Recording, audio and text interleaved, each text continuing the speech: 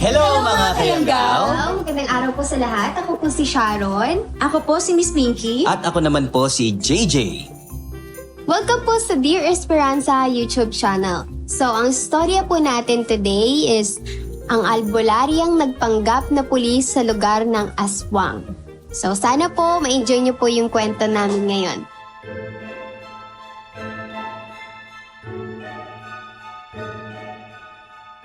Magandang araw po, Miss Esperanza, at sa lahat ng sumusuporta sa channel ninyo. Ako si Lucita, isang albularya mula sa angkan ng mga albularyo. Para magawa ang misyon ko, nagpanggap ako pulis gamit ang lumang uniforme ng tiyuhin ko upang imbestigahan ang misteryosong pagkamatay ng mga may sakit sa isang baryo sa Cebu. Ayon sa paunang ulat ng tiyuhin ko, walang malinaw na paliwanag. Kaya naniniwala kaming may kagagawan dito ang aswang.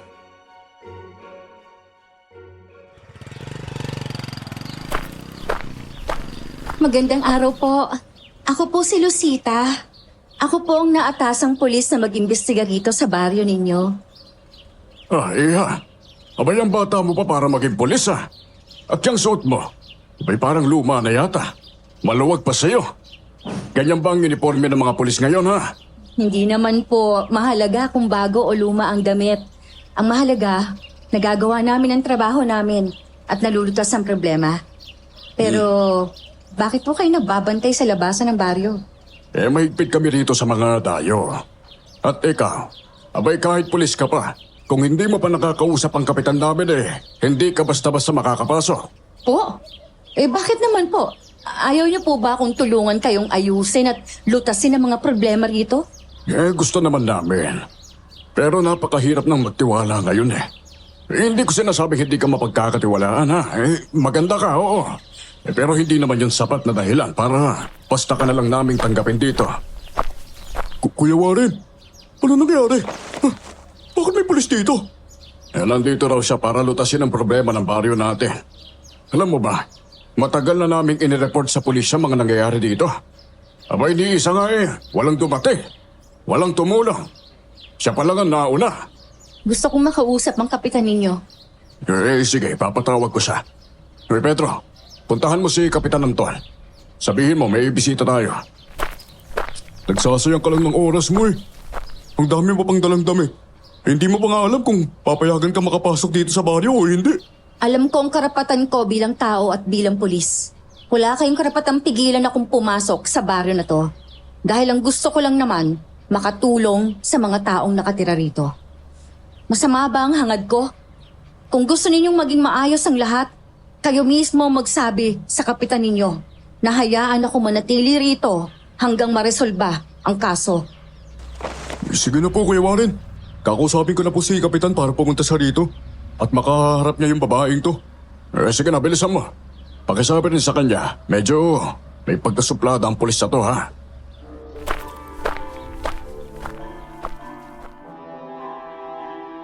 Ilang minuto akong naghintay sa labasan ng baryo habang wala pa ang kapitan.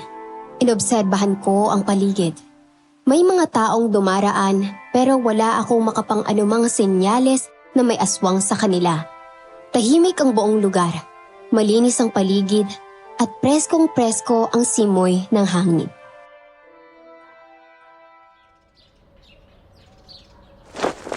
Nga pala bakit ngayon ka lang dumating sa baryo namin? Yan dami nang namamatay dito Hindi rin naman madali sa aming mga pulis ang maitalaga sa isang lugar na hindi namin alam kung anong pwedeng mangyari sa amin. Wala rin po akong magawa dahil akong ipinadala rito. Kailangan kong tanggapin ito para tumaas ang ranggo ko. Kung papayag lang sana si Kapitan na manatili ka rito mas mabuti sana. Pasensya ka na kung kinakailangan ka naming harangit sa daan ganyan lang talaga kami rito sa baryo pagdating sa Magadayo. Naiintindihan ko naman po. Ang gusto niyo lang naman, kaligtasan ng lahat. Yun, tama ka doon. Teka, yun na pala si Kapitan. Naririnig mo, parating na siya na. Mabuti naman at sumama siya. Sana mapapayag ko siya.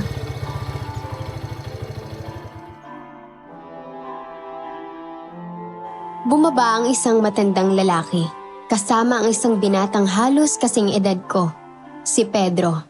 Pagkatingin pa lang namin sa isa't isa, biglang ngumiti ang kapitan.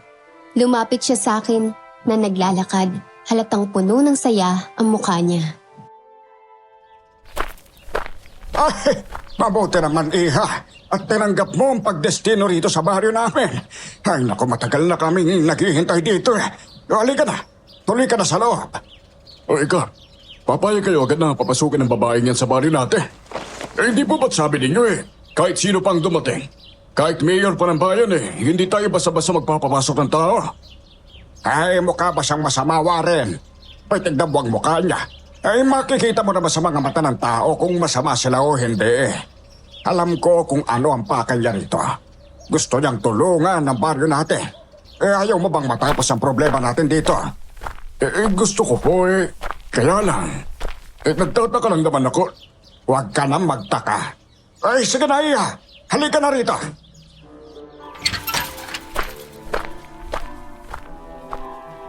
Wala namang nagawa si Warren nang ang kapitan mismo ang humila sa akin papasok sa kanilang gate na gawa sa kawayan. Napansin ko ang mukha ni Warren. Tila hindi siya sang-ayon sa naging desisyon ng kanilang kapitan.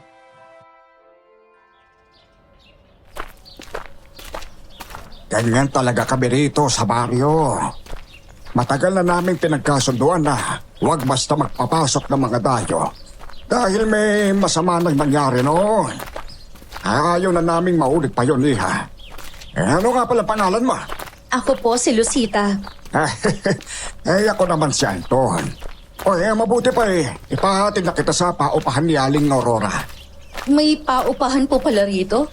Ang akala ko po wala eh. Kayo nga sana ang kakausapin ko kung maaari munang sa barangay hall ako tumuloy. Naku, may paupahan dito. Doon mismo, sa gitna ng baryo.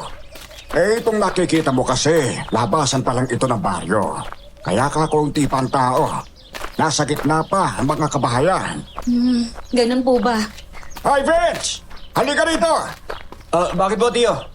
Ihatid mo si Lucita sa paupahan ni Aling Aurora. Ito ang 500. Sabihin mo, yan na ang bayad ni Lucita, ha? Naku, nakakahiya naman po, Kapitan. Ako na po magbabayad. Ano ba? Kaunting tulong lang naman ito. Sige, natanggapin mo na. Ay, umaasa ako na mareresolba mo ang kaso ng baryo namin bago ka umalis, ha? Opo, sisikapin ko po. Dalhin mo ng tricycle. Baka mabigat na ang dala ni Lucite. Sunduin mo na lang ako rito mamaya kapag naihatid mo na siya roon. Sige po.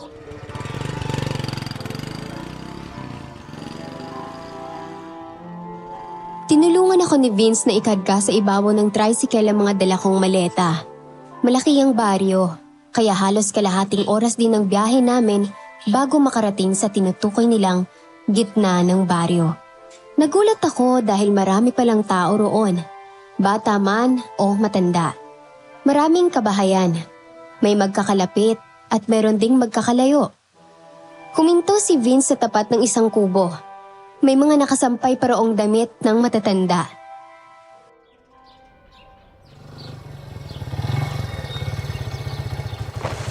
Teka, sandali lang ha. Tatawagin ko muna si Aling Aurora kung nasa loob siya. Aling Aurora! Aling Aurora! Vince, bakit ka nandito? May kasama kang babaeng pulis. Salamat naman. Ito nang matagal na nating hinihintay. Oo nga po eh. Siya po si Lucita.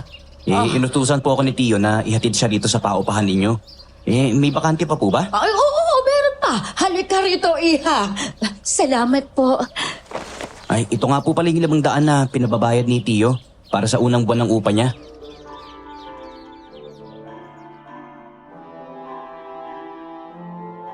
Ngumiti ang matandang babae at tinanggap ang 500 pisong ibinigay ni Vince. Maya-maya, nagpaalam na rin si Vince para sunduin ang tiyuhin niya. Pagkaalis niya, inalalayan naman ako ni Aling Aurora papunta sa bakanteng kubo. Ang uupahan ko habang naroon.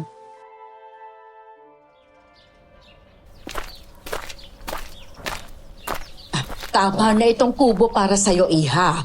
Hindi ka rin naman gaano malaki. Ang mahalaga, may sarili kang banyo rito at hiwalay din ang hapagkainan. Kaya lang, medyo maliit lang talaga ang tulugan. Naku, ayos na po ito, Aling Aurora. Nandito po ako sa baryo ninyo para po mag-imbestiga. Ano po ba talaga ang kakaibang nangyayari dito? Bakit maraming may sakit at bigla na lang mga namamatay? Ay, nako, kahit kami, hindi rin namin alam kung bakit. Sa totoo lang, nabibigla na lang din kami sa mga nangyayari. Kapag may nilaglat dito, parang sigurado na mamamatay. Kaya kung mapapansin mo, wala kang makikitang matatandang matagal na nagtitiis sa sakit dahil bigla na lang silang nawawala. Kawawa naman po sila, no? Bukod po ba ron, may iba pa po ba kayong napapansing kakaiba? Meron. Sa araw, tahimik ang baryo na ito. Pero pagsapit ng gabi, may mga nilalang na nagpaparamdam. Mga nilalang na paikot-ikot, kumakatok sa mga bahay at may dalang pito. Ano? Oo, yan nga sanang gusto naming mawala rito. Ang mga nilalang na yon, matagal na itong nangyayari. Hanggang ngayon palaisipan pa rin sa amin. Hindi naman isinumpa ang baryo namin pero bakit parang naging napakasumpa na ng lugar na ito?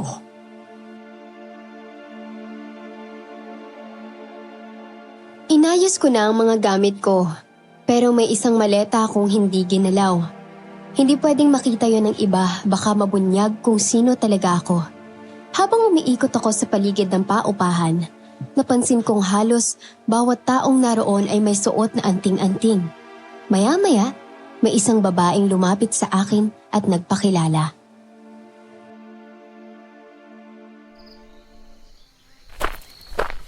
Ako nga pala si Susan.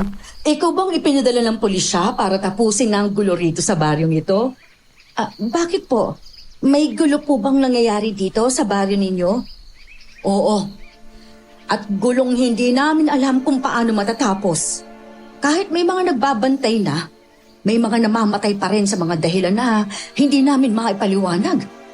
Itatanong ko lang, gaano ba kalawak ang alam mo sa pag-iimbestiga? May papangako mo ba sa akin na kaya mong tapusin ang kasong ito bago kami iwan? Baka matulad ka lang din sa iba na sa takot bigla na lang umaalis. Hindi po ako aalis hanggat hindi natatapos ang problema rito.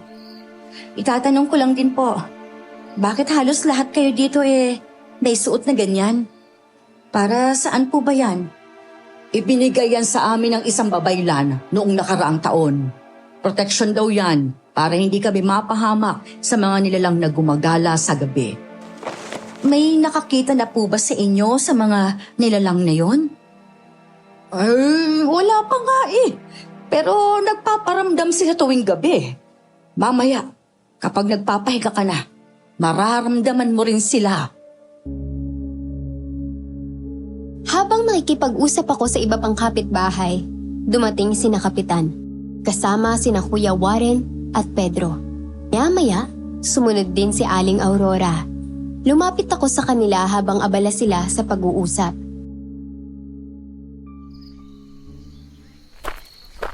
Huwag kayong mag-alala. Dumating na ang taong magliligtas sa atin. Hindi tayo pababayaan ni Lucita. Isa ngayon, wala na tayong dapat ikatakot. Ayan din nga ang dasal ko, Kapitan. Na sana ma-resolve na ang problema na itong sa baryo. Alam naman namin ginagawa mo ang lahat ng makakaya mo para sa aming lahat. Kaya lang, hindi pa rin sapat. Kaya nga nang makita ko si Lucita hinayaan ko na siyang makapasok sa baryo. Alam ko namang hindi siya katulad ng ibang mga polis na dumating dito. Puro duwag. Nagsialisan sila dahil hindi nila kayang harapin ang nilalang na gumagala sa gabi. Dahil napag-uusapan na rin naman po natin ito, bakit hindi natin isama sa unang ulat sa pulisya na may gumagala ritong nilalang tuwing gabi? May mga taong hindi naniniwala sa Aswang Lucita hindi naman kasi lahat taga-probinsya.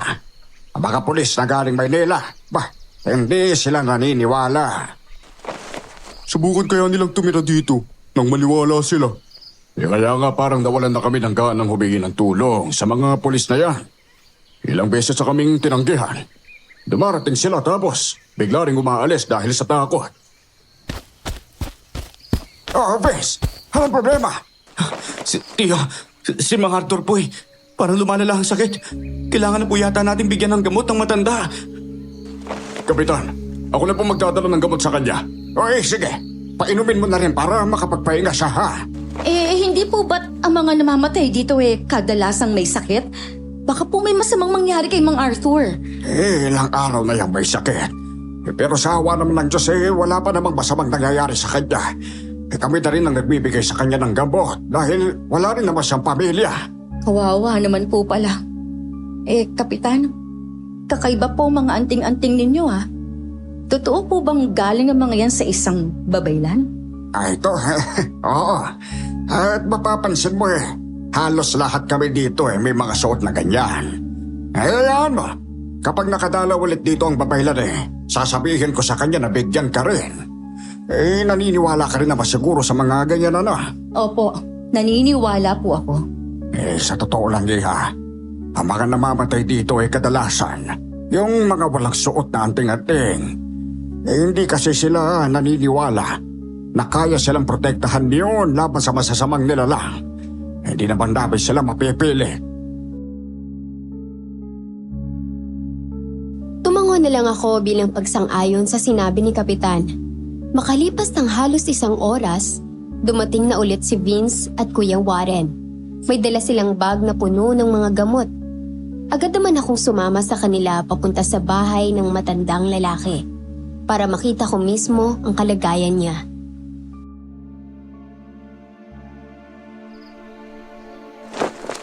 Matagal na siya nakarate dyan. Kailangan pang tunawin ang gamot para maipainom sa kanya. Hindi na siya makabangon. Hindi na rin makapagsalita Mata na lang niya ang gumagalaw. Kawawa naman siya. Ganyan naman talaga ang nangyari sa tao kapag matanda na. Alam mo, minsan naiisip ko, mas mabuti pang mamatay na lang siya agad kaysa ganyan ang tinitiis niya Ay, Lucita, kaawa-awa ang mga taong nabubuhay ng ganyan. Lalo na kung wala namang pamilyang nag-aalaga. May pangalan siyang paulit-ulit na binabanggit Siguro anak niya yun, pero hanggang ngayon hindi pa rin dumarating. Naiintindihan ko po. Pero hindi naman tamang basta na lang sila patayin ng mga sinasabi ninyong halimaw dahil lang sa may sakit sila. Kung aswang nga ang siyang nanggagambala sa lugar na ito, lalo natin silang kailangang pigilan. Kinakain nilang laman loob ng tao o kaya iniinom ang dugo at hindi yon dapat hinahayaan. Nako, nakatulog na si Mang Arthur. Umalis na tayo.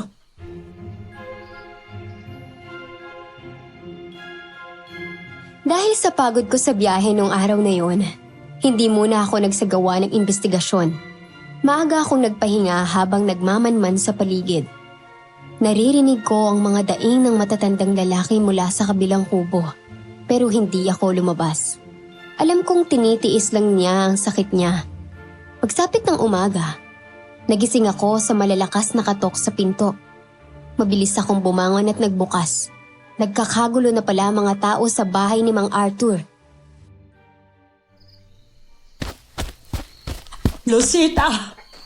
Wala na si Mang Arthur! May basta bang nangyari sa kanya kagabi? Ano po? Sige po, sandali lang. Mag-ibihis lang po ako. Sige, bilisan mo. Baka dumating na mga embalsamador. Kailangan mong siyasatin ang bangkay para malaman kung anong nangyari sa kanya.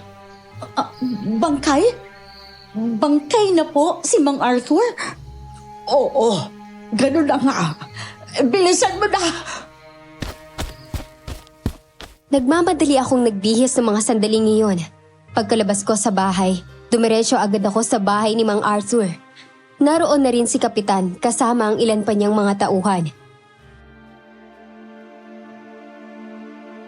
Malapit na mga embalsamador.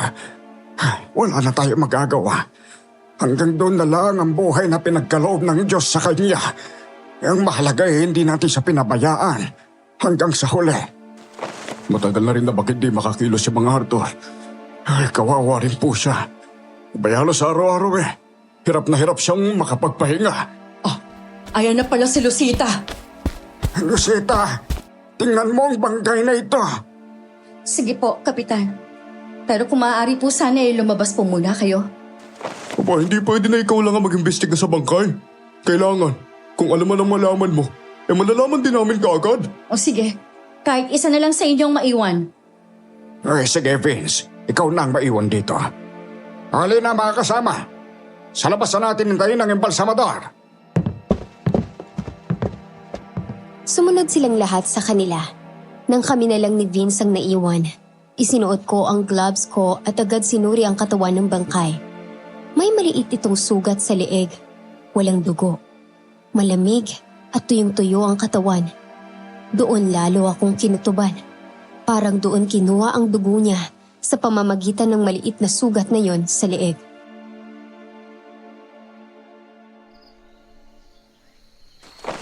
Oh, may napansin ka bang kakaiba? Noong namatay ang iba pang may sakit dati, nagkaroon din ba sila ng mga sugat sa leeg? Oo eh. Hanggang ngayon nga, hindi pa rin namin alam kung saan nanggagaling ang maliliit na sugat na yan. Yan ang mabilis na paraan para patayin ang mga taong may sakit. Kinukuha nilang dugo, kaya namamatay ang tao. Ano? Oo. At Vince, umaari, huwag mo muna itong sabihin sa kanila. Lalo na ang mga nalaman natin. Kapag may nagtanong, sabihin mo na lang na may nakita tayong sugat.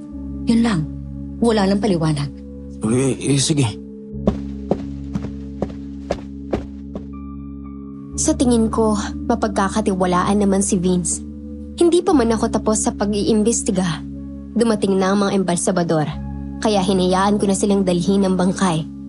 May mga kailangan pa akong suriin, lalo na ang bahay. Dahil may mga patak ng dugo sa sahig.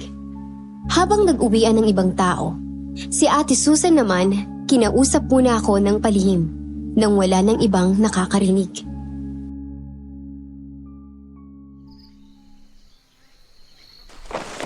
Lucita, ewan ko kung may nakapagsabi na nito sa'yo. Pero dito sa baryo namin, bawal magkasakit. Kapag inabot ka ng sakit, kahit 2 araw pa lang, may darating na nilalang at papatayin ka nila. Hinahayaan ba ng mga tao sa bahay na makapasok ang nilalang na yun? Hindi. Pero mga aswang yun. Kaya wala ring magawa ang mga kasama nila sa bahay. Nung nakaraan, may batang namatay. Sinasabi nila, pinasok daw sila ng maliliit na halimaw at may ginawa sa bata. Ang mga may sakit lang naman ang puntirya nila. Pagkatapos silang gawin ang gusto nila sa bata ay damot laraw ito eh. Tapos wala na itong buhay. Maraming salamat po sa impormasyon. Wala ka bang napansin sa katawan ni Mang Arthur? Meron. May sugat siya sa leeg. Halimaw. Yon ang may kawanan. Hindi namin alam kung bakit lahat ng pinapatay nila sinusugatan nila sa leeg. Malalaman din po natin yan pagdating ng panahon. Sa ngayon, ang gawin ninyo, alagaan ninyo ang mga sarili ninyo para hindi kayo magkasakit. Nang sa ganon, hindi kayo masundan at puntiryahin ng mga yon. Nagpaalam ako kay Kapitan na mag-imbestiga pa sa bahay ng namatay na matanda. At pumayag naman siya. Pinapasama niya sa akin sina Vince at Pedro. Wala na rin akong nagawa dahil gusto ni Kapitan na malaman agad kung ano ang matutuklasan ko. Ano pa bang iimbestigahan natin dito, Lucita? Alam ko namang bulis ka at matalino pero malinaw naman na hindi taong pumatay kay Arthur, di ba? Hindi rin naman lingid sa amin ang aswang yung pumatay dito. Aswang nga, pero maraming uri ng aswang. Para ka na magsira ulo kung baligtarin mo ang higaan ni Mang Arthur. Mamaya may sakit pa ang matanda at mahawa tayo. Kanya ba talagang ginagawa ng mga pulis, ha? Oo, ganyan nga. Wala ka namang alam sa trabaho namin kaya manahimik ka na lang. At kung ayaw mong sumama rito, umalis ka na. Total nandito naman na si Vince. Siya na ang magsasabi sa chewin niya kung anong nakita namin. Walang tiwala si Kapitan sa pamangkin niyang yan. Duwag yan eh.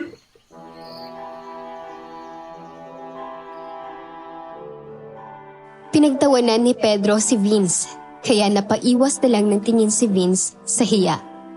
Habang nagsisiyasat ako, may napansin ako sa ilalim ng higaan ni Mang Arthur. Isang maliit na kawayan. Kasing laki lang ng straw ng soft drinks. Kinuha ko yon at inamoy. May bahid ito ng dugo. Para tuloy malinaw na ginamit iyon sa pagsipsip ng dugo. Lucita, ano meron sa maliit na kawayan na hawak mo? Ito ang ginagamit ng halimaw para sipsipin ang dugo ng taong may sakit. Ano? Seryoso ka ba sa sinasabi mong yan? Mukha ba akong nagbibiro? Tingnan mo ang dulo ng kawayan na to. Matulis. At kahit malinis ang labas nito, kita ko naman sa loob ang bahid ng dugo. Natukoy mo na ba kung anong halimaw ang pumapatay sa kanila? May naiisip na ako. Pero hindi ko muna sasabihin hanggat hindi ko mismo nakikita sa akto. Lucita, kami mga taga-baryo ang may karapatang malaman kung ano nang natutuklasan mo sa investigasyon mo. Dapat sinasabi mo kagad sa amin yan. Hindi ko pwedeng sabihin hanggat hindi pa ako sigurado. Huwag kang mag-alala, Pedro. Kayong unang makakaalam kapag malinaw ng lahat. Heto ang kawayan. Dalhin mo yan kay Kapitan. Sabihin mo sa kanya na ang sugat sa leeg ng mga namatay ay hindi basta sugat lamang. Tinutusok sila ng matulis na kawayan, saka sinisip-sip ang dugo. Sige, tara Vince. Mauna na muna tayo. Hindi pa ako tapos mag-imbestiga. Kakailanganin ko pa si Vince. Sige, mauna na ako. Vince, makinig ka sa sinasabi ni Lucita ha. Baka mamaya kapag tinanong ka ni Kapitan, wala ka namang maisagot. Magagalit pa naman sa iyo yun. Tatawagin ka na namang bobo. Oo na, sige na, umalis ka na nga.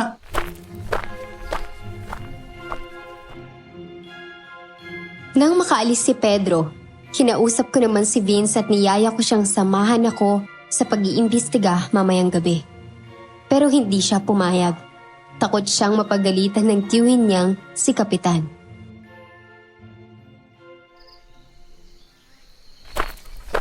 Huwag mo muna sasabihin sa kanyang plano natin ha. Isa pa, gusto rin naman niyang maging tahimik ang baryo, di ba? Kaya dapat nga matuwa siya kung malalaman niyang tumutulong ka. Walang tiwala sa akin si Tiyo eh. Nung minsan pinagkatiwalaan niya ako, pumalpak ako, Lucita. Dito sa baryo, ang mga taong may sakit, hindi na pinapayagang umalis. Hinahayaan na lang nilang mamatay rito. Ano? Oo. Ang dahilan ni Tiyo, walang perang mga pamilya nila para maipagamot sa ospital ang mga may sakit. At si Tiyo naman, tumatanggap ng bayad kapag may tinutulungan siyang tao sa baryo. Ibig sabihin, tutulong lang siya kung may kapalit. Kung ganon, may bayad ang mga tulong na ginagawa niya. Hindi tulong ang tawag dun. Kaya nga eh, huwag mo sanang banggitin sa kanya na sa akin mo nalaman ang ugali niya ha. Mainit ang dugo sa akin ni Tiyo. At hindi niya ako itinuturing na tunay niyang kamag-anak. Pero ikaw, alam mo naman palang mali ang ginagawa ng tiyuhin mo eh. Kaya dapat mas kailangan mo makipagtulungan sa akin para matulungan natin ang mga tao sa baryo. Sige na, umayag ka na. Mamayang gabi, puntahan mo ako sa kubo. Iikutin natin ang buong baryo. Yeah, sige. Pero tayong dalawa lang ang makakaalam nito ha.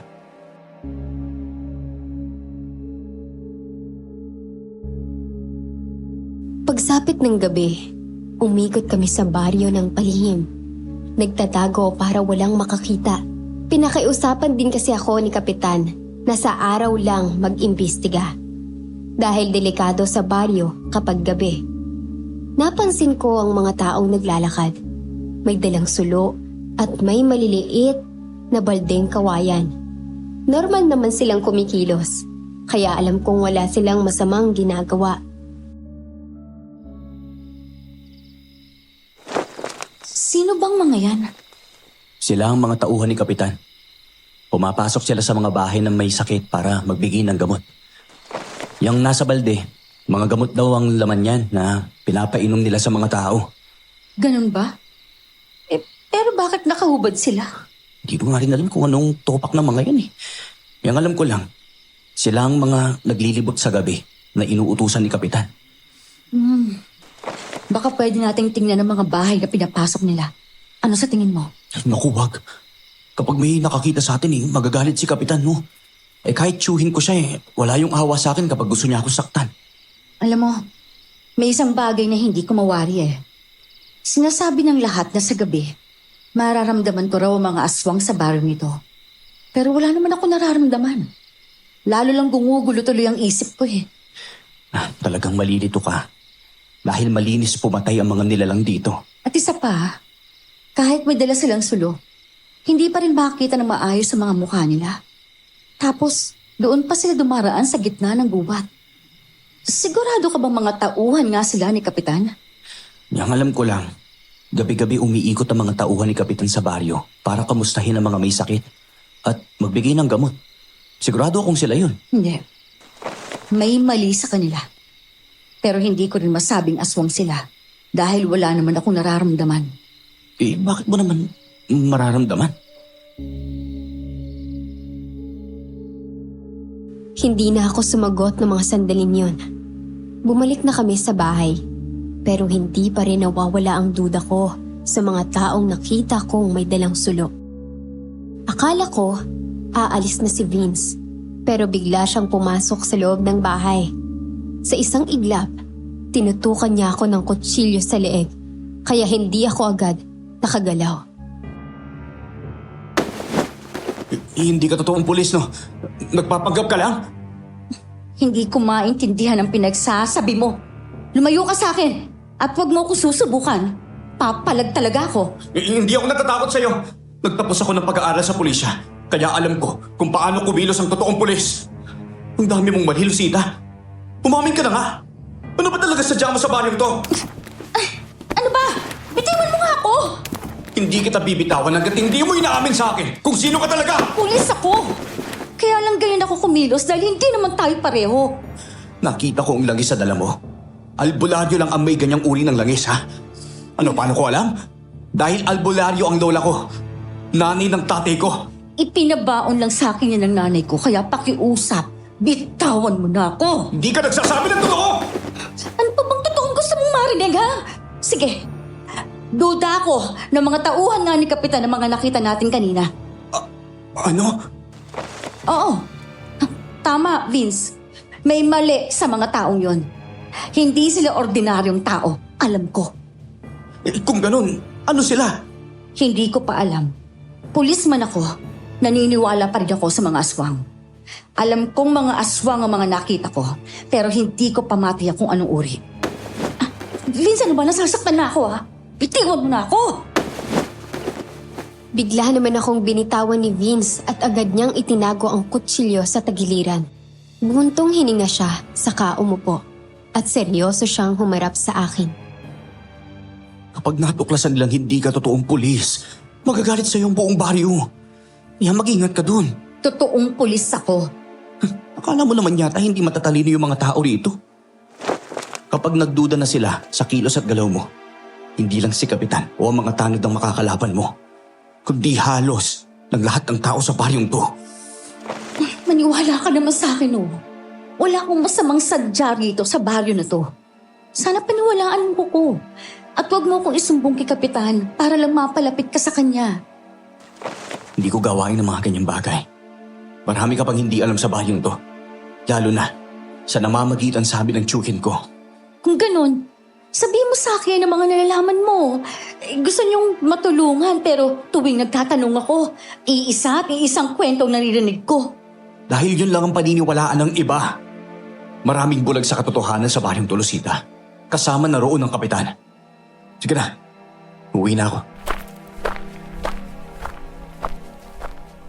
Pagsapit ng umaga, nabalitaan ko na naman ang pagkamatay ng isa pang may sakit sa baryo. Gaya ng mga nauna, may sugat din siya sa leeg, pero tikom ang bibig ng pamilya ng namatay. At hindi ko nalaman kung bakit. Habang nagtatanong-tanong ako sa baryo, lumapit sa akin si Ate Susan at kinausap niya ako tungkol kay Vince. Lucita, may napansin lang kasi ako kagabi eh. Nakita kong lumabas si Vince sa bahay mo bandang 9:00 ng gabi. Po? Pwede po bang huwag niyo munang sabihin kahit na kaninong nakita ninyo? Mapapagalitan daw po kasi siya ni Kapitan eh. Oo, alam ko. Si Vince, kahit pamangkin ni Kapitan, hindi naman nakatira sa bahay niya. May sarili siyang barong-barong doon banda sa may gubat. Matagal lang may alita ng mga magulang ni Vince at si Kapitan. Ano? Totoo po bang sinasabi ninyo? Bakit naman to sila magkaaway? Dahil mukhang nagiging malapit na rin naman kayo, mas mabuti pang sa kanya mo na lang mismo itanong. Sige po, kapag nakita po kami, tatanungin ko siya. Ate Susan, gabi-gabi po inuutusan si Kapitan para kumustahin ang mga may sakit dito sa baryo? Oo, pero hindi lang silang umiikot. Pati yung mga nilalang, gumagala rin. Yung mga taong may dalang sulo at balde na kawayan, sila ba ang mga tauhan ni Kapitan? Hindi. Ang palagi lang namang inuutusan ni Kapitan ay sina Pedro at Warren. Tama ang hinala ko. Hindi tao ang nakita namin ni Vince kagabi, kundi mga aswang na awok. Sila lang ang gumagala sa gabi na may dalang sulo para mapagkamalan silang mga manlalaki at sa ganun, malaya silang makapambiktima. Bakit, Lucita? May problema ba? Wala po. Kumusta na pala ang investigasyon mo rito sa baryo? May nalaman ka na bang dahilan kung bakit pinapatay ng mga aswang ang mga taong may sakit? Ate Susan, totoo. May aswang talagang pumapatay sa mga taong may sakit. Dahil yun ang kinakain nila. Pero sa mga nangyayari rito sa baryo ninyo, parang hindi naman sila basta pumapatay para kumain lang. Mukhang may iba pang dahilan. Paano ba natin mapapatay ang mga aswang na yan? Magagawan din natin yan ng paraan. Magtiwala lang kayo sa akin. Hindi ako aalis sa baryo ito hanggat hindi natin napapatay ang mga halimaw na yan. Habang nag-uusap kami, biglang dumating si Vince. May dala siyang pagkain para sa akin. Sabi niya, bigay raw yun ni Kapitan. Pinapasok ko siya sa bahay at doon ko siya inusisa. Kapatid siya ng nanay ko sa ama. Mula pagkabata ko, hindi ko na nakita na naging maayos ang pakikitungo niya sa mga magulang ko. Ganoon din naman ang mga magulang ko sa kanya. Madalas niya ako sabihan doon na lumayo kay Kapitan. Bakit naman? Hindi ko alam. 10 taong gulang lang ako nang mamatay ang mga magulang ko. At hindi ko na marinig ang paliwanag nila kung bakit gusto nila akong ilayo kay Tiyo. Pero nang mawala sila, napilitan pa rin ako lumapit sa kanya para may makain ako. Kaya lang, hindi tawang trato niya sa akin eh. Simula noon hanggang ngayon, wala pa rin pagbabago. May nagsabi nga sa akin na hindi raw talaga maayos ang samahan ninyo ni Kapitan. Oo, ginagawa niya akong utusan. Kapag nagkamali naman ako, sinasaktan niya ako. Ilang taon ko nang tinitiis yun. Kaya siguro nasanay na rin ako sa pananakit niya. Kung ganon, mabait lang pala siya sa ibang tao. Pero pagdating sa'yo, ibang pakikitungo niya. Parang ang gusto niya simpat siya ng mga tao. Totoo naman ang nakikita mong ugali niya sa ibang tao. Sa akin lang talaga siya galit.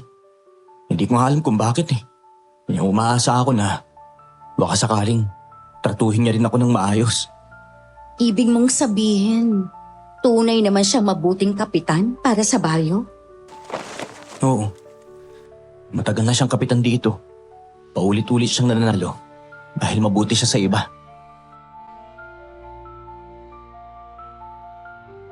Nakaramdam ako ng awa kay Vince ng mga sandaling yun. Pero bigla akong nabigla nang buksan ni Aling Aurora ang pinto ng kubo at makita si Vince sa loob. Kita sa mukha niya ang pagtataka, kaya agad na nagpaalam si Vince sa akin na aalis na siya.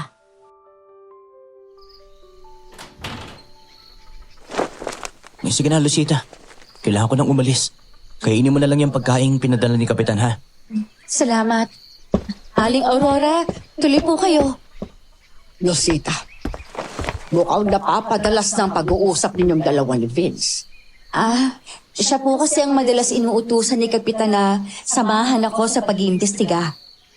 Mula nang dumating ka, wala nang nagbago rito sa baryo. Sa totoo lang, parang lalo pang ang lumalala mga nangyayari. May alam ka ba talaga kung paanong mapipigilan ang aswang na pumapatay sa mga taong may sakit? Natatakot ako para sa sarili ko. Matanda na ako. Baka bigla na lang din akong dapuan ng sakit. Hindi po mangyayari yan, Aling Aurora. Hindi ko man masabing mapoprotektahan ko ang lahat. Pero gagawin ko ang buong makakaya ko para matapos na ang problema ninyo rito sa baryo. Salamat naman kung gano'n. Aling Aurora, may alam po ba kayo tungkol sa aswang na awok? Aswang na awok? Sila ba ang nagaan yung baboy ramo? Dalawa po ang uri ng awok. Yung isa, dagaan yung baboy ramo. At yung isa naman, hindi. Sila ang mga aswang na sumisip-sip ng dugo ng tao para mapatay ang biktima. Ano? Bakit ang dami mong alam na ganyan, Rosita? Marami po talaga akong alam tungkol sa mga aswang. At gusto ko po na malaman ninyo na ang pumapatay sa mga taong may sakit ay mga awok. Sinisip-sip nila ang dugo ng mga yon gamit ang maliit na kawayan. Parang ginagawa nilang panipsip. Pagkasabi ko noon, biglang nanahimik si Aling Aurora. Tila naguguluhan siya. Parang hindi makapagsalita. Nakiusap ako na samahan niya akong pumunta sa bahay ng may sakit na namatay. Siya ang kumausap sa pamilya, habang ako naman ay nagmasid sa paligid kung may mapapansing kakaiba. Maya-maya, bigla na lang sumulpot si Pedro sa harapan ko at talaga namang nagulat ako. Alam mo kung ako sa'yo, umalis ka na lang kasi sa baryong to. Wala ka rin namang mapapala dito eh. Baka matulad ka lang sa ibang pulis na nabaliw matapos subukang resolbahan ang kasong ito. Iba ako sa kanila, Pedro. Darating ang araw, magugulat ka na lang. Kayang-kaya kong durugin ang mga aswang na yan. Gawin mo muna. Hindi yung puro salita ka lang dyan. Maghintay ka. Bakit ba ha? Atat na atat kang mapaalis ako sa baryo na to, ha? May tinatago ka yata eh. Wala akong tinatago, Rosita. Gusto ko sanang akusahan si Pedro na baka isa siya sa mga aswang na awok. Pero hindi gumagana ang pakiramdam ko tuwing kaharap ko siya. Ngayon lang din ito nangyari sa akin. Ang hindi matukoy kung sino ba talaga ang aswang. Pinasok pala sila ng aswang kagabi at pinatay ang bata. Yan naman talaga ang nangyayari sa baryong to eh. Kaya bakit parang nagugulat ka pa, Aling Aurora? Paborito nila ang mga taong may sakit. Nilagnat lang ang batang yun. Pero hindi man lang nila binigyan ng pagkakataon na gumaling. Umuwi na po tayo, Aling Aurora. Pedro, mauna na kami. Sige boy, ingat kayo. Rosita, ay bakit parang ang lalim ng iniisip mo? Aling Aurora, sa totoo lang, nag-iimbestiga kami ni Vince kagabi. May nakita akong mga taong naglalakad papasok sa bahay na yan. Wala silang saplot sa itaas. May dala silang sulo at balde na kawayan. Ano? Sila ang mga halimaw! Ang sabi ni Kapitan, kapag may napansin kami mga nilalang na dumaraan na may dalang sulo, manahimik na lang daw kami at magtago. Kung ganon, alam ni Kapitan ang lahat ng ito? Oo, pero wala rin naman siyang nagawa. Ano bang ilalaban niya sa mga halimaw? Wala. Ay, ang mga pamilyang namatayan, nanunood na lang habang pinapatay ang mga mahal nila sa buhay. Hindi naman sila ginagalaw o sinasaktan. Kung sino lang ang may sakit, siya lang ang pinupuntirya nila. Pagkarating ko sa bahay, agad akong pumasok. Hindi ko inaasahan na maaabutan ko roon si Vince. Pinakikialaman niya ang mga gamit ko at hawak pa niya ang aking buntot, Pagi. Ang pamana mula sa angkan ng nanay ko. Vince! Akin na yan! Sinasabi ko na nga ba hindi ka totoong pulis! Umamin ka na kasi sa akin, Lucita ha! Hindi ko naman pagsasabi kahit kaninong lahat ng malalaman ko Tsuhin mong kapitan ng baryo. Paano ako makasisigurong itatago mong lihim ko? Tiwala ka lang sa akin. Ano ba kasi talagang balak mo ha? Bakit ka nagpapanggap na pulis? Ang tsuhin ko ang pulis na humahawak sa kaso ng baryo na ito. Isa akong albularya, Vince. Ako ang inutusan niya na pumunta rito at magpanggap na pulis para makapasok ako sa baryo. Albularya? Kung ganun, may kakayahan ka ngang pumatay ng mga aswang. Oo. At ang langis na palagi kong dalay panlaban ko sa kanila. Kaya ibigay mo sa akin yung buntot pagi at baka may makakita pa riyan. Hindi nila pwedeng malaman kung sino talaga ako, Vince. Kapag nangyari yun, masisira ang buong plano ko. Kapag nalaman ni Kapitan na hindi ka pulis, palalayasin ka niya. Kaya nga huwag mong ipaalam. Malakas ang kutob ko na malaya lang nakakapambiktima mga awok sa baryong ito. Hindi kaya may kaugnayan ng tsuhin mo sa kanila. Imposible yun. Galit ang tiyuhin ko sa mga pagkamatay ng mga tao dahil sa halimaw. Kaya lang, wala lang talaga siyang magawang paraan. Vince, naniniwala ako na ang aswang na awok ay nasa loob din ng baryong ito. Kaya ako nahihirapan sa investigasyon dahil hindi ko matukoy kung sino sa kanila ang aswang. Hindi kaya ginagawang taguan ng mga awak ang baryong to? Hindi ko masasagot yan hanggat wala pa akong nahuhuling aswang. Ibinalik niya sa akin ang buntot pagi, kaya agad ko rin iyong itinago. Sa kabutihang palad, pumayag na rin siyang makipagtulungan sa akin. Hindi man siya tahasang ipinagtanggol ang tiyuhin niya, sinabi naman niyang mahigpit si Kapitan pagdating sa kaayusan. Pero bawat tulong na ibinibigay nito, may kapalit.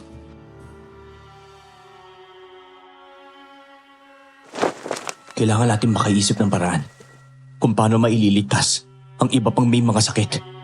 Tama ka. Pero paano? Hindi ba natatakot ka rin makita ka ni Kapitan na kasama mo ko? Oo, natatakot pero kakausapin ko na lang siya at sasabihin kong para naman to sa baryo. Bahala na kung anong gagawin niya sa akin. Ngayong alam ko ng albularya ka, sigurado na akong kaya mong patayin ng mga awok na yan. Mabuti naman at nagbago na ang isip mo. Narinig ko kanina na may isang batang nahulog sa santol. Napilay raw ang paa. Si Pedro, nakamasid sa'yo yon. Palagi niyang ibinubulong yun kay Kapitan. Pero ipinagtatanggol ka naman ni Kapitan sa kanya. Pero hindi ako magpapahuli sa kanya. Pagsapit ng gabi, sinundo ako ni Vince sa kubo. Naglakad kami papunta sa bahay ng batang nahulog sa santol. Pagkalapit namin, nakita namin si Warren na palabas ng bahay. May dala siyang malaking plastik. Agad ko siyang nilapitan at halatang nagulat siya nang makita kaming dalawa ni Vince.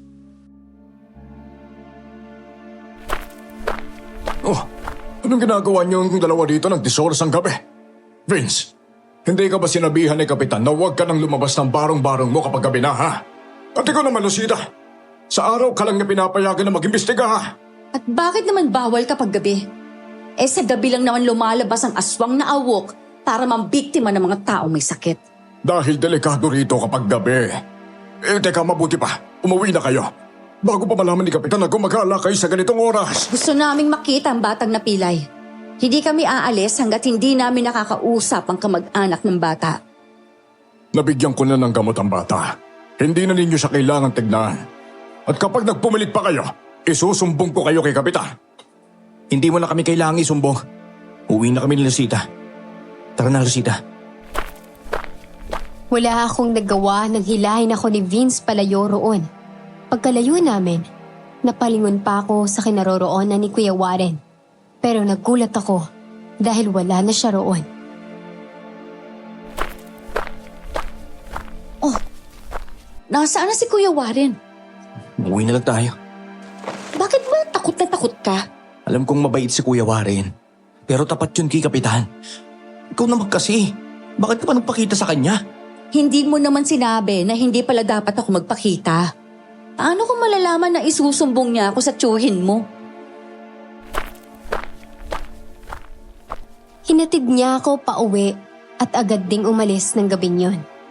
Pagsapit ng umaga, isa na namang kahindik-hindik na balita ang gumulantang sa baryo. Namatay ang batang napilay. Lungkot ang bumalot sa akin sa sunod-sunod na nangyayari. Pero maya-maya, dumating si Kapitan. Kinaladkad niya si Warren, hawak ang damit. May mga pasa ito at sugat sa mukha. Bakit pinupugbog ni Kapitan si Warren? Baka po may nagawa siyang kasalanan. Alam ko nagtataka kayo kung bakit dinala ko ang bokong na ito. Nabalitaan ko ang pagkamatay ng batang nahulog sa santol kahapon. Inutusan ko si Warren na gumutin ng bata, pero namatay pa rin. Kaya gusto ko siyang parusahan sa harap ninyo para malaman ninyong hindi ko kinukonsinte ang mga nangyayari dito. Ginamot ko naman ang bata, Kapitan. Pero wala akong magawa kung halimaw ang pumatay sa kanya. Halimaw ba talagang pumatay? Paano mo kayo may papaliwanag sa akin ang sinabi ng mga magulang ng bata na pagkaalis mo, doon na raw namatay ang bata? Hindi ko po magagawa ang ganyang bagay. Hindi po ako mamamatay tao. Kapitan, huwag niyo naman po saktan ng sobra si Kuya Warren. Alam niyo naman po may sakit siya sa puso eh. Hindi nakinig si Kapitan at sinipa si Kuya Warren. Kitang-kita ang tindi ng galit niya sa nangyari. Naawa naman ng ilang taga-baryo, kaya nakiusap silang tigilan na si Warren. Unti-unti namang kumalma si Kapitan at sa wakas, itinigil din niya ang pananakit. Sige na, Warren. Umalis ka na muna. Simula sa araw na ito, huwag ka na muna magpakita sa akin. Napakapalpak mo magtrabaho. Si Pedro na lang ang maasahan ko sa inyong lahat. Kapitan, bakit niyo naman sinaktan ng ganun si Warren? Iniisip niyo ba na siyang pumatay sa bata? Alam kong hindi niya kayang gawin yon. Pero kung binantayan niya lang sana ang bata, aba hindi sana mangyayari ito. Hindi naman natin mapipigilan ang mga aswang na awok. Aswang na awak. Oo, sila ang pumapatay sa mga tao. Tanungin niyo pa si Lucita. Alam na niya kung anong uri ng aswang ang nambibiktima sa baryo na ito. Abay, bakit hindi mo agad sinabi sa akin, Lucita? Maaari ba kita makausap? Kahit sandali lang. Sige po, Kapitan Anton. Inusisa niya ako tungkol sa aswang na awok. Hindi na ako nakapagsinungaling, kaya ay pinaliwanag ko na rin ang lahat. Nagtaka siya kung paano ko nalaman ang tungkol sa aswang, kaya gumawa na lang ako ng palusot. Hindi ko pa rin inamin na isa akong albularya. Marami po akong alam tungkol sa mga aswang. Alam ko rin ang iba't ibang uri nila at kung anong mga kaya nilang gawin. Abay, bakit parang mas nauna pang makaalam ang mga tao sa baryo kaysa sa akin? Hindi ba sabi ko sa inyo na kung ano ang nalalaman mo ay dapat ipinapaalam mo rin sa akin? Si Vince ang madalas mong kasama. May alam din ba siya sa mga nalalaman mo? Opo, may alam po siya. Kung gano'n, may dililihim siya sa akin. Wala po siyang inililihim sa inyo, Kapitan. May mga bagay lang po na ayokong sabihin muna niya sa inyo, lalo na kung hindi pa ako sigurado. Hindi ko pa naman po nakikita ng harapan ng aswang na awok, kaya hindi ko pa sila tunay na nakakaharap. Pinagsabihan na kita na huwag kang mag-imbestiga sa gabi dahil baka may masamang magyari sa'yo. Sinabi sa akin ni Warren ang lahat. Nakita raw niya kayo magkasama ni Vince kagabi. Anong ginawa rin niya? Hinahanap niyo ang aswang nawa? Opo. Napilit ko lang po si Vince na samahan ako. Nabanggit niya rin sa akin na kapag nalaman niyo raw na madalas siyang sumasama sa akin, magagalit kayo sa kanya. Ang batang yung talaga. Bakit naman ako magagalit? Ginagawa niyo laman yun para sa baryong to. Kaya lang ayokong umalis kayo sa gabi dahil natatakot ako na may masamang mangyari sa inyo. Hindi na po ako mag-iimbestiga sa gabi, Kapitan. Ikaw ang bahala kung anong gusto mong gawin. Pero kapag may nangyaring masama sa inyo hindi niyo ako masisisi ha. Pinagsabihan ko na kayo. Hindi biro ang humarap sa aswang na pumapatay ng mga may sakit dito. Ang sino bang humadlang sa kanila, pinapatay nila. Kapitan, umamin nga po kayo sa akin Alam niyo po bang sadyang pinapatay ang mga taong may sakit? Oo, pero wala naman ako magawa eh. Noong makita kitang dumating, kumana ang pakiramdam ko. Naniniwala ako na ikaw ang makakatapos ng lahat ng to, Lucita. Nahihirapan ako, Kapitan. Dahil hindi ko matukoy kung sino-sinong mga aswang. Napakahirap. At sa tingin ko, may gamit silang palangga kaya hindi ko agad matuntun kung sino talaga sa kanila ang aswang. Kahit si Kapitan, naguguluhan din sa mga sinabi ko. Dahil doon, binawi niya ang utos na huwag na akong mag-imbestiga sa gabi. Pumayag na siyang umalis ako kasama si Vince. Nang araw na yon, pinuntahan ko si Vince sa barong-barong niya at nakita ko siyang paika-ikang naglalakad papalapit sa akin. Lucita, bakit ka nandito? Nandito ako para yayain kang sumama sa akin mamayang gabi. Sigurado kung lalabas ang aswang na awok dahil sunod-sunod na naman ang nagkakasakit sa baryo. Usong lagnat ngayon, kaya gawin na natin ang napag-usapan natin. Protektahan ang mga tao rito. Hindi ako sasama. Natatakot na ako na baka balikan ako ng mga aswang na awok kapag wala ka na rito eh. Sinabi ko na sa'yo, hindi ako aalis hanggat hindi natin napapatay ang mga aswang na yan. Misyon mo namang tapusin ang mga aswang. At alam kong kaya mo yan kahit mag-isa ka. Nakausap ko si Kapitan. At natutuwa siyang sinasamahan mo ako sa pag-iimbestiga. Teka, ano? Sinabi mo sa kanyang lahat? Wala namang masama sa ginagawa natin, Vince. Tinutulungan lang natin ang lahat. Alam mo naman na sa'yo lang ako may tiwala. Pasensya ka na pero ayoko talaga sumama. Hindi ko na siya pinilit, kaya tinalikuran ko na lang siya. Pagbalik ko sa inuupahan kong bahay, nagkita naman kami ni Pedro. Ngumiti siya sa akin at agad na lumapit. Saka hinawakan ng kamay ko at marahang pinisil. Doon na ako nainis kaya malakas ko siyang sinipa. Lumayo ka sa akin! Pagtapang mo! Pero sa tindig at kilos mo pala, alam ko nang hindi ka totoong pulis. Hindi lang talaga naniniwala sa akin si Kapitan. Ano ba talaga sadya mo dito sa baryo, ha? Totoo bang nandito ka para mag-imbestiga? O may balak kang sirain ang buhay namin lahat dito? Alam mo, matagal ko nang iniisip kung bakit gigil na gigil ka sa akin eh. Tandaan mo ito, Pedro. Sa oras na mahuli kita sa akto at malaman ko kung anong itinatago mo, wala kang kawala sa akin. Tinatakot mo ba ako, ha? Hindi. Sinasabi ko lang sa'yo kung anong kaya kong gawin. Hindi lang aswang ang kaya kong patayin, Pedro. Pati mga taong nagpapanggap na mabuti. Tignan natin kung may magawa ka. Matagal lang nananalasa ang mga aswang na awok na sinasabi mo. Pero hanggang ngayon, wala pang nakakapagpataboy sa kanila. Wala akong balak na itaboy sila, Pedro. Alam mo ba kung anong balak ko? Patayin silang lahat para tuluyan ng matapos ang lagim na inihasik nila. Napakuyom si Pedro, pero maya-maya, ngumiti rin siya na parang walang nangyari. Ramdam kong may itinatago siyang kakaiba, pero hindi ko pa matukoy kung ano yun.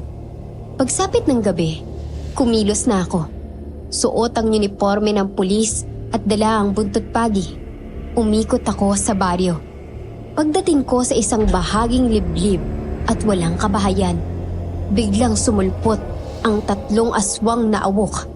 May dala silang mga balde at maliliit na kawayan at tahimik silang umikot sa akin na parang mga anino.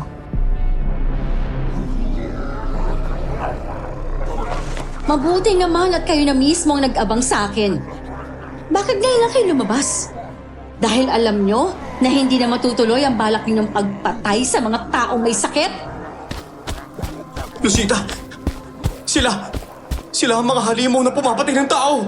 Vince, bakit nandito ka? Dahil hindi kita kayang pagbayaan mag-isa. Nandito ako para tulungan kang patayin ng mga halimaw na yan. Kung ganon, lalaban tayo para sa baryo. Oo, lalaban tayong dalawa. Diyos ko, ano bang itsura ng mga yan? Nakakatakot naman. Huwag kang matatakot sa kanila. Sanay na ako makakita ng ganyang mga aswang.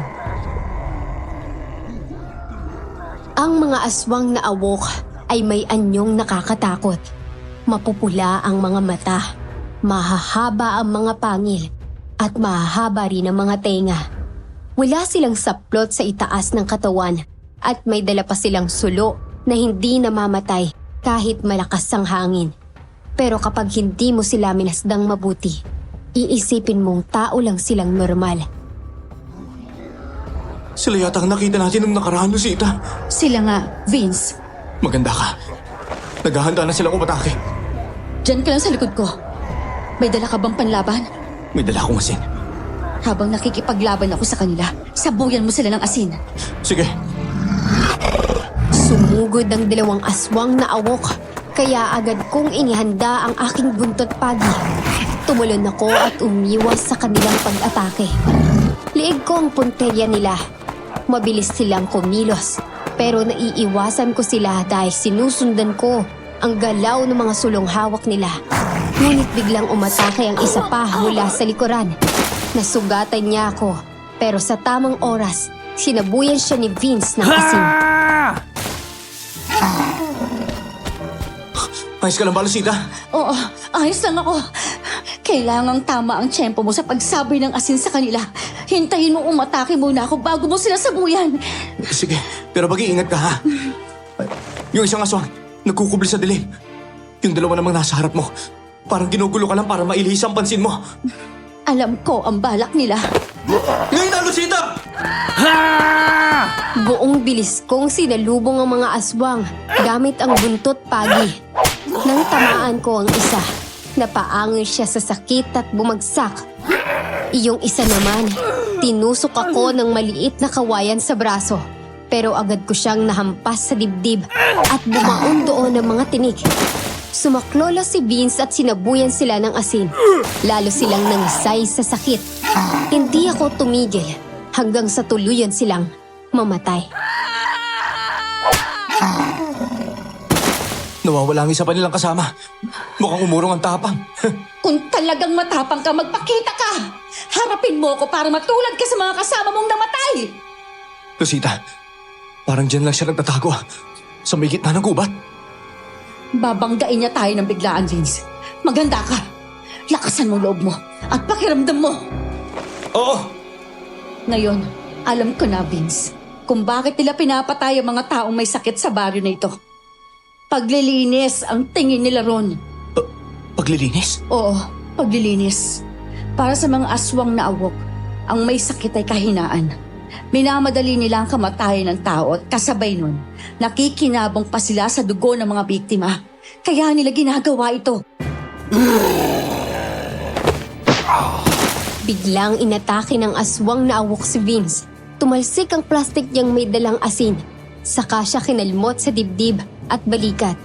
Mas malala pa, tinusok siya sa lieg ng maliit na kawayan at sinipsip iyon. Hindi ako nagdalawang isip. Mabilis ko yung sinugod, sinipa at pinalayo kay Vince. Nakailag man siya sa unang hampas ko ng buntot pagi. Nagpatuloy ako. Nakalimot niya ako sa paa.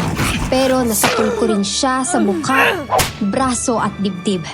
Hanggang sa manghina siya at biglang mag-anyong tao. Hayop ka, Pedro! Huwag niyo akong papatayin! Pakiusap! Hayop ka pala talagang halimaw ka! Sinasabi ko na nga ba, may tinatago kang hayop ka. Ngayon, nahuli ka na sa akto.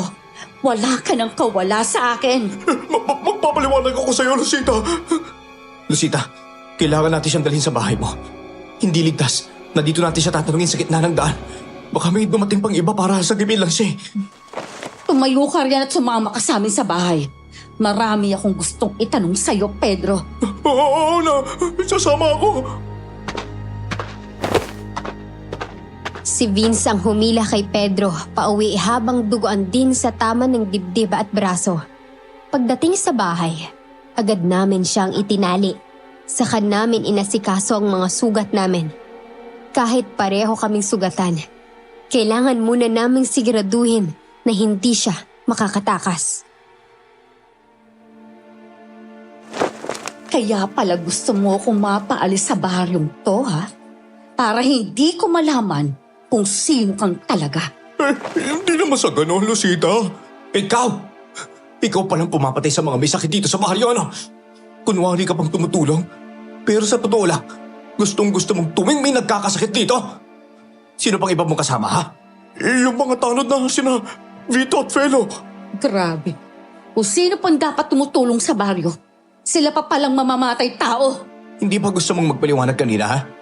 O sige na, magpaliwanag ka na. Bago ka pa namin mapatay.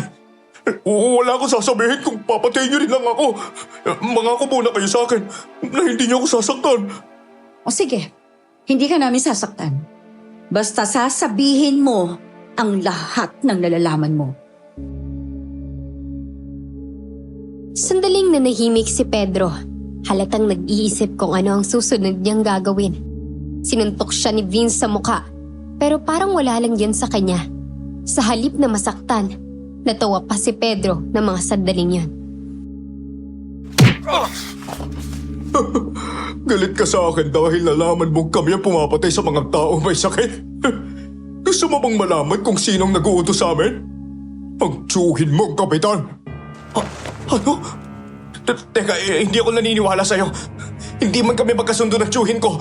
Alam kong hindi niya kayang gawin ang mga bagay na yan. Nagawa na nga niya eh. Marami kang hindi alam, Vince. Dahil ayaw niyang ipaalam sa'yo. Si Kapitan Anton ang pinuno namin. Kagaya ko, halimaw din siya. Gusto niyang patayin namin ang mga taong may sakit dahil para sa kanya, kahinaan yun. Bakit para pahabain ang paghihirap ng tao? Kung kamatayan din naman ang hahantungan nila. Wala kayong karapatang tapusin ang buhay ng kahit na sino. Isa kang aswang, pero hindi ko yun naramdaman. Sabihin mo sa akin ang sikreto mo. Kung ayaw mong ako mismo tumapos sa'yo ngayon. Oo, nasasabihin ko sa'yo. Pero sandali lang. Bakit ang gusto mo tapusin? Sumusunod lang kami sa utos si Kapitan. Siya ang dapat mo kunahin. Siya ang isusunod ko. Isa akong aswang, oo. Pero hindi ako nagpasimula ng lahat, no? Noong si Kapitan Anton nang namuno, doon nagsimula ang patayan. Kapag hindi namin siya sinunod, papatayin niya kami. Bilang mga alagad, kailangan namin sundin ang pinuno namin. Maniwala ka naman, Lucita. Hindi ako tunay na masama, oh. Kahit nakagapos sa mga kamay niya, pilit pa rin niyang inaabot ang kwintas sa lieg niya. Inalis ko yon at sinuring mabuti. Luma ang kwintas, pero sigurado akong hindi iyon galing sa isang babaylan. Bagay na ngayon ko lang napansin, kahit dapat noon ko pa nakita. Sa babaylan ba talaga ng galing ito? Hindi. Kay Kapitan Anton yan galing. Ginawa niya yan para maitago ang tunay naming pagkatao laban sa mga albularyong kagaya mo. Alam namin kung sino ka talaga, Lucita. Hindi naman ako aswang nawak, pero bakit niyo ako pinasuot ng ganyan? Kasama ka sa plano ng tiyuhin mo, Vince. Para wala magduda. Marami ang naniniwala sa sinabi niya proteksyon na yan laban sa aswang. Pero ang totoo, proteksyon yan para sa amin. Napakahayop talaga ng tiyuhin mo, Vince. Paano niya ba nagawa yun? Kahit lagi niya akong tinatrato parang hayop, ni minsan hindi ko siya inisipan ng masama. Yan ang totoo niyang mukha, Vince. Mamili ka. Tatapusin mo ba ang tiyuhin mo? O kakampihan mo siya laban sa akin? Lumabas si Vince ng kubo.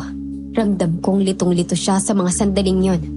Kaya hinayaan ko muna siyang mapag-isa para makapag-isip. Ako naman, hinarap ko si Pedro dahil hindi pa ako tapos sa pag-uusisa sa kanya.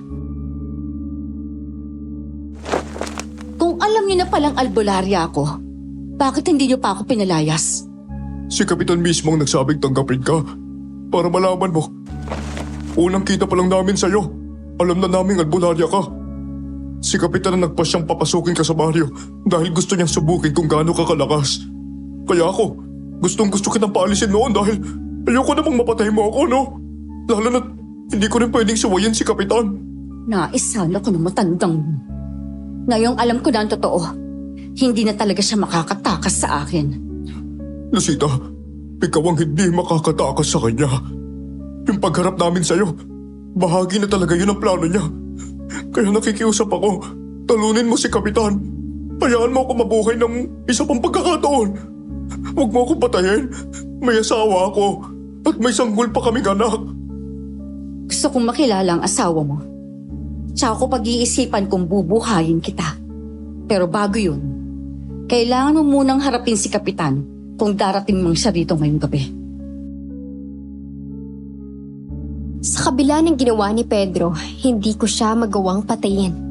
Lalo na't nauunawaan ko ang mga dahilan niya. Marami na rin akong nakilalang aswang na mababait. Kaya para sa akin, hindi dahil aswang siya ay wala na siyang karapatang mabigyan ng pangalawang pagkakataon. Maya-maya, may narinig akong malakas na kalabog sa may pintuan. Mabilis akong lumabas ng bahay at doon ko nakita si Vince gumagapang sa harap ng pintuan ko. Nandiyan na siya, Lucita. Papatayin ka niya! Sinong tinutukoy mo? Tsuhin mo ba? Oo. Masyado kang mabagal mag-imbestiga. Kaya ako na mismo ang gumawa ng paraan para masagot ang mga tanong mo. Subukan mong lumapit. Papatayin kong paborito mong alagad. Paborito kong alagad? Si Pedro bang tinutukoy mo? O sige, patayin mo siya. Wala naman akong pakialam sa mga gaya niya. Mga utusan ko lang sila. Walang hiya ka! Hindi ako nagbibiro! Papatayin ko siya sa harapan mo! Hinila ko si Pedro at kinaladkad papunta sa harap ng bahay para iharap sa pinuno nila. Pero sa halip na magulat o mataranta, natawa lang si Kapitan Anton ng mga sandaling yon. Kapitan, tulungan mo naman ako. Huwag mo akong ayaw mapatay ng albularyong to. Puro kakapalpakan, Pedro. Ano pag silbi mo sa akin? Wala na. Marami pa akong alagad na mas magaling sa'yo. Kaya mo rin. Hindi siya katulad mo. Kaya ibigay mo na sa akin, Lucita. Hayaan mo nga ko na mismo ang tumapos sa alagad kong yan. Huwag, Lucita. Huwag mong ibigay sa kanya. At ngayon, nagmamakaawa ka? Hindi ako pwede mamatay. May pamilya ako naghihintay sa akin. Hindi mo siya kayang patayin, hindi ba? Isa ka lang mahinang albularya! Bigla siyang sumugod sa amin. Pero si Pedro talaga ang puntirya niya. Mabilis at malakas ang atake niya. Kaya agad kong iniwas si Pedro para hindi siya masaktan. Itinulak ko palayo ang lalaki. Pero halatang balak pa rin niyang umatake ulit. Mabuti na lang, nahila ni Vince si Pedro sa oras. Kaya hindi siya inabot ng matutulis na kuko ni Kapitan Anton. Huwag kang makialam dito, Vince. Ako ang dapat mong kampihan. Hindi sila. Ako ang pamilya mo. Hindi niyo naman po ako itinuring na pamilya. Ni minsan, hindi ko naramdaman na pamilya niyo ako. Malalaman mo rin ang dahilan mamaya. Kapag tinulungan mo na akong patayin sila, sige na, tumayo ka na riyan. Masasya ka na kung nasaktan kita. Gagamitin ka lang niya, Vince. Totoo yun, Vince. Gagamitin ka lang niya. Samantalang, ang totoo, napakalaki ng kasalanan niya sa'yo. Hindi ba albularyang lola mo? At ang dapat na magbana noon ay ang tatay mo.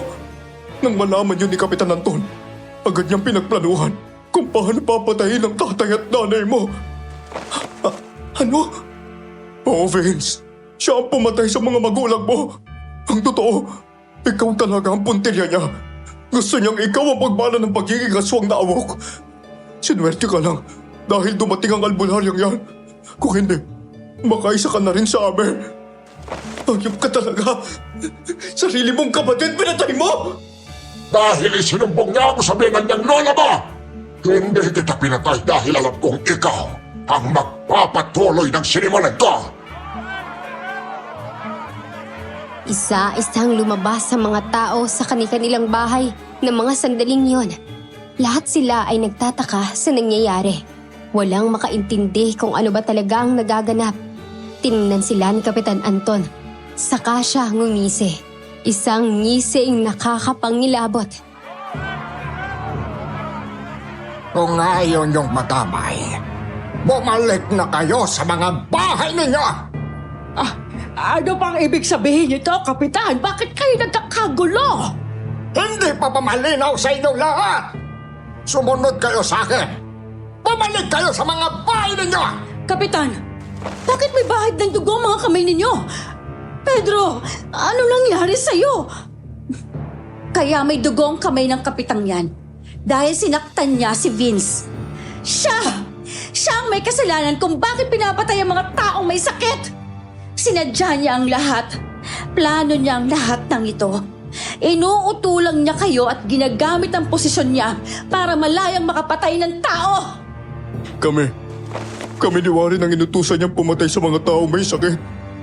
Yung kawayang dala namin, nilalagyan namin ng dugo para iabot sa kanya at ipainom. Ano? Hayop ka pala, Kapitan! Nagtiwala kami lahat sa inyo, pero niloko niyo lang kami! Humalakhak ng malakas si Kapitan. Palihim ko namang inihanda ang aking langis. Nagtulungan sina Vince at Pedro na makatayo at makapasok sa loob ng bahay. Pagkalabas muli ni Vince, kahit nasugatan at halatang nasasaktan, may dala pa rin siyang asin at bawang. Pinakawalan ko na si Pedro. Mukha naman siyang nagsasabi ng totoo, Lucita. Tingnan natin. Kapag niloko niya tayo, ako mismo ang tatapos sa kanya. Lucita, sa dibdib mo na siya ampasin. Doon ang kahinaan niya. Huwag kang aalis hanggat hindi pa tapos ang laban namin. Kailangan kitang mabasbasan para tuluyan ang mawalang pagkaaswang mo at magkaroon ka ng panibagong buhay. Sige, sana manalo ka sa laban ninyong dalawa. Ano, Vince? Diyan ka talaga paparig? Pinatay mo ang mga magulang ko. Tapos umaasa kang kakampihan mo pa. Pinagkaitan mo ko ng pamilya. Tinrato mo pa ako parang hayop. Hindi kita tinrato na parang hayo. Kailangan ko lang gawin ang mga yon para matuto kang tumayo sa sarili mo at lumaban kagaya ko. Vince, pamagkin kita. Hindi ko gustong saktan o patayin ka dahil ikaw ang gusto kong maging tagapagmana. Hindi ko gustong maging tagapagmana mo. Kung nga doon, nakapagpasya ka na nga. Nagsilabasan ng mga aswang na awok mula sa madilim na sulok ng kagubatan. Natatakot, nabigla, hindi makapaniwala ang mga tao sa kanilang nakita. Napakarami pa nila, kaya hindi ko rin maisip kung saan sila nagtatago o paano sila namumuhay ng palihim sa baryo. Warren, isa ka rin sa kanila? Oo. At bilang si Kapitan ang pinuno namin, kailangan namin sundin ang utos niya. Kung iuutos niyang palayain kayo, gagawin ko yun. Mga hayop kayo! Kayo pala pumapatay sa mga tao! Ang mga tumutulong sa araw, mamamatay tao naman pala sa gabi! Mga kapitbahay! Hindi natin po pwedeng pabayaan si Lucita lang ang lumabay sa mga aswang na yan! Tutulong tayo! Kumuha kayo ng asin at bawang para may panlaban tayo sa kanila! Ayaw niyo talagang makinig sa akin na huwag kayo makisali, ano? Kung ganon, isang madugong labanan ang mangyayari sa gabing to! Hindi ako uurong sa inyo! Vince, humanda ka! Nagsimulang sumugod sa amin ng mga alagad ni Kapitan. Pawang mga aswang habang siya na may nanonood lang sa gilid. Sinabuyan sila ni Vince ng asin at bawang, kaya napaangal sila sa tindi ng hapdi. Ako naman, sinabuyan ko sila ng langis. At bawat tamaan ay unti-unting nalulusaw. Tumulong din ang ilang taga-baryo. Pero sino mang tamaan ng kuko ng aswang ay malubhang nasusugatan. At kadalasan ay namamatay, lalo na kapag sa leeg tumama ang atake. Bumatas kayo! Hayaan niyo na kami gumarap sa mga halimaw na to! Bumalik na kayo sa mga bahay ninyo! Wala kayong laban sa kanila! Hindi ko kayo lahat mapoprotektahan! Sige na! Umalis na kayo! Mas marami pang inosenteng mamamatay kapag lumaban sila. Mukhang kailangan ko na rin tumulong. Kapag tumulong ka, baka ikaw rin natamaan dahil nagsasabay kami ng mga panlaban. Basta huwag niyo lang ako matatamaan! Pakiusap! Huwag na kayong makisali sa laban! Umalis na kayo! Kami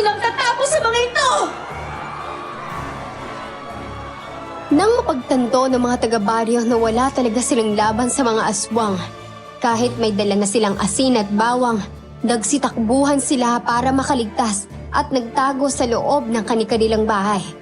Sa huli, kami na lang ang naiwan sa labas at noon, nagbagong anyong aswang si Pedro upang tumulong sa amin sa laban. Kahit ka, Pedro! Kakampi ka namin! Tapos kayo lalaban ka sa amin! Alam mo, mula pa sa simula, ayoko nang sundin ang mga utos ni Kapitan. Ngayon may kakampi na ako. May lakas na ako lumaban. Kung ganon, tayong dalawa na lang ang magharap. Pagtuloy mo ang ulo ni Pedro at ibigay mo sa akin, Warren. Masusunod po, Kapitan. Sinalakay ni Pedro si Warren at nagtuos silang dalawa sa gitna ng kagubatan. Ako naman, naghanda para harapin ang iba pang mga alagad ng aswang. Minasiwas ko ang aking buntot pagi at sumugod sa kanila. May lumulundag sa pag-atake at mayroon ding gumagapang at paikot-ikot sa akin. Ginamit ko ang buong lakas at bilis ko para tamaan sila. Habang lumalaban ako, walang tigil namang nagsasaboy si Vince ng asin at bawang sa kanila. Hindi kayo magtatagumpay sa pagsakop sa baryo! Ito palang lungga ninyo, ha? Napakalaking pagkakamali ng pinuno ninyo nang pinapasok niya ako rito! Sige pa, Lucita! Hampasin mo pa sila ng malakas! Hinahayaan ng kapitan na mapatay natin ang mga alagad niya. Alam ko na kung anong klaseng laban ang gusto niya. Sabay natin siyang harapin, Lucita! Oo, pero tatapusin muna natin ang mga alagad niya. Para mapabilis ang laban, ginamit ko na ang langis ko. Isa-isa ko silang sinabuyan at agad silang nagkandalusaw. Sa huli, si Kapitan na lang ang natira. Nakatayo, nakatitig sa akin at umaasang siya pa rin ang mananalo sa laban naming dalawa. Kakaiba nga ang lakas mo, Albularia. Lalo na't may dugo ka rin mapailan. Pero susubukin pa rin kita. Tignan natin kung kakayanin mong manalo. Laban sa akin! Hindi mo ba alam na walang masama ang nagtatagumpay sa huli? Ilan na ring albularyong hinarap ko noon. Pero ni isa sa kanila, walang nagtatagumpay laban sa akin. Pwes wag mo kong itutulad sa kanila. Sanay ako sa laban. Sanay ka nga! Pero nagawa pa rin kitang paikutan. Isa kang albularya, pero hindi mo agad nalaman na ang mga tinganting na pinapasuot namin ay galing sa mangkukulam. Mangkukulam na babaylan. Oo, pero malinaw na sa akin ngayon ang lahat. Tama lang pala na nagpanggap akong pulis. Kahit sinabayan mo ang plano ko, sa huli, naubos ko pa rin ang mga alagad mo. Biglang sumugod sa akin ang pinuno ng mga aswang na awok. Mabilis siyang sinabuyan ni Vince ng asin at bawang. Tinamaan siya, pero hindi pa rin siya tumigil sa pag-atake. Nasunggaban niya ako sa leeg at binaon doon ang matutulis niyang kuko. Napasigaw ako sa tindi ng sakit, pero agad ko rin siyang sinipa at sinuntok hanggang sa mabitawan niya ang leeg ko. Malakas ka. Pero hindi mo pa rin kayang pumasad ang lakas ka! Hayop ka! Nakalusot ka! Ganyan talaga ang mahihina. At ikaw, Vince, mamaya ka na. Ito mo nang unahin ka! Isama mo na rin akong patayin. Gaya ng ginawa mo sa mga magulang ko! Soy, huwag ka maingay. Gagawin kitang tagapagmana. Kaya hindi kita kayang patayin. Muling sumugod si Kapitan Anton sa kinaroroonan ko, pero nakailag ako. Kaya sa kubo siya sumalpok. Sa isang iglap, napansin kong pumuesto si Vince sa likuran ng tiyuhin niya. Kinuha niya ang kutsilyo niya, kaya mabilis akong nag-isip ng paraan para hindi siya mahalata ni Kapitan Anton. Wala ka nga talagang awang hayop ka! Isipin mo yun. Sarili mong kapatid, pinatay mo! Wala ka nang pakialam sa problema naming mag-anak! Papatayin kita! Kinagsakto ko! Oo, At kulang pa yan sa ginawa mo sa akin at sa mga magulang ko! Ikaw ang pagiging tagapagmanhak ko! Hinampas ko ng buntot pagi si Kapitan Anton hanggang sa bumagsak siya sa lupa. Doon lang namin naalala ni Pedro.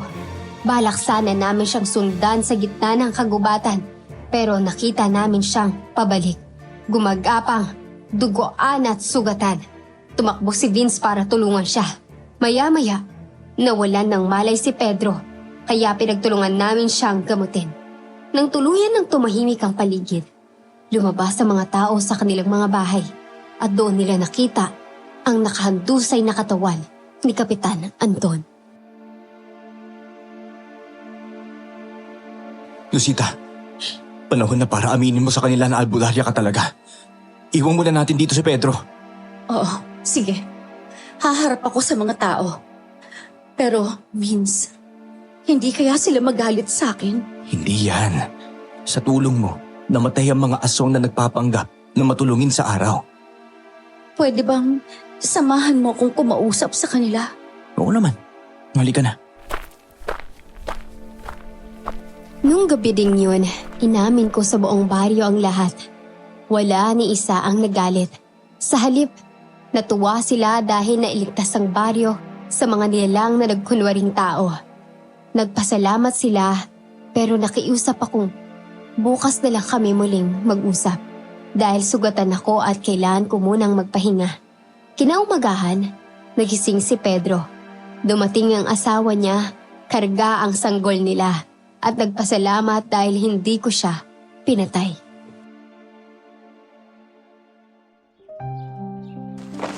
Lucita, aalis na ako sa baryong to. Uuwi na kami sa probinsya ng asawa ko. Sana lang, huwag mo nang ipaalam sa mga taga-bayan ha. Isa ako sa mga halimaw ha. Oo, hindi ko sasabihin. Sa nakikita ko, mahal ka ng asawa mo at mahal mo rin siya. Kaya sikapin mo magbagong buhay para sa anak ninyo. Oo, maraming salamat talaga. Vince, patawarin mo ako. Ayos lang naman yun. Masaya ako para sa'yo, Pedro. Alis na kami. Ingat kayo. Nagtaka ang ilang taga-baryo kung bakit aalis si Pedro. Pero ipinaliwanag na lang namin na gusto na niyang magsimulang muli, malayo sa baryo. Nung araw din yon, nagpaalam na rin ako sa lahat dahil oras na para umalis.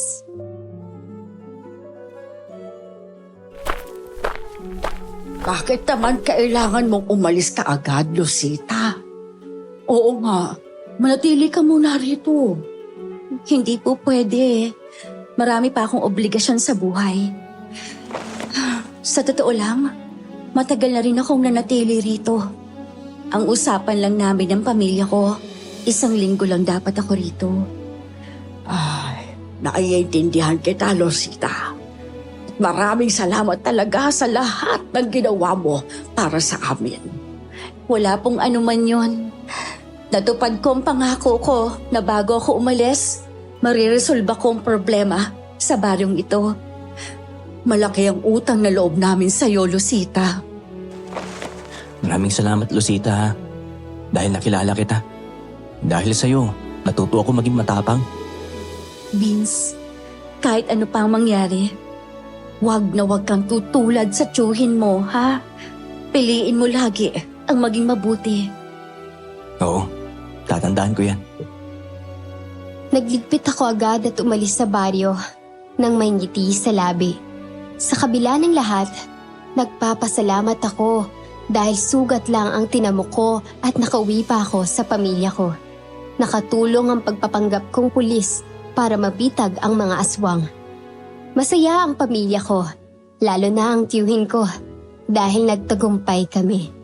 Hanggang ngayon, patuloy pa rin akong lumalaban sa masasamang aswang. Kasama na ngayon ang asawa at mga anak ko. Hanggang dito na lang po ang aking kwento. Maraming salamat po.